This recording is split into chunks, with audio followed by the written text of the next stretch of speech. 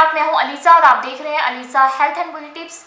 तो फ्रेंड्स, आज मैं आपके लिए बहुत ही अमेजिंग सी टिप लेके आई हूं। आज मैं आपको बताऊंगी कि आप अपनी फेस स्किन को कैसे खूबसूरत बना सकते हैं। जी हाँ फ्रेंड्स, गर्मियाँ हैं तो गर्मियों में सन टैन हो जाता है, तो आप अपनी स्किन को कैसे वाइट और सन टैन कैसे रिमूव कर सकते हैं वो मैं आपको बताऊंगी। आप मेरे सामने पड़ी दो चीज़ें देख सकते हैं। पहली जो चीज़ है वो है बेसन, और जो दूसरी चीज़ है ये है टोमेटो जूस। ये बहुत ईजिली निकल आएगा। अब इन दोनों चीज़ों को मिक्सचर बनाना है, वो कैसे बनाना है वो मैं आपको बना के दिखाती हूँ। पर उससे पहले फ्रेंड्स, मेरे इस चैनल को सब्सक्राइब कर लें और साथ ही बेल आइकन को क्लिक कर दें ताकि मेरी आने वाली हर नई वीडियो सबसे पहले आप तक पहुंचती रहे।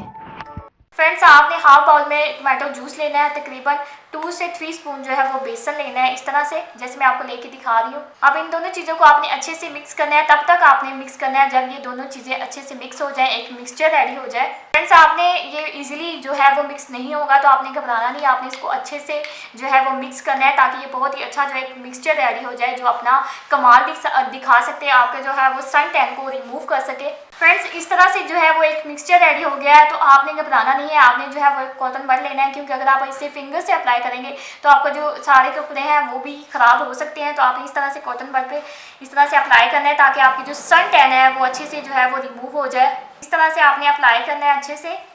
आपने अपने पूरे फेस पे अप्लाई करना है या आप अपनी नेक पे भी अप्लाई कर सकते हैं। इस तरह से आपने अप्लाई करना है। अप्लाई करने के बाद जब ये बिल्कुल ड्राई हो जाएगा तब आपने इसे ठंडे पानी से वॉश करना है। वॉश करने के बाद आप देखिएगा आपका जो सन टैन है वो आहिस्ता आहिस्ता रिमूव होना स्टार्ट हो जाएगा।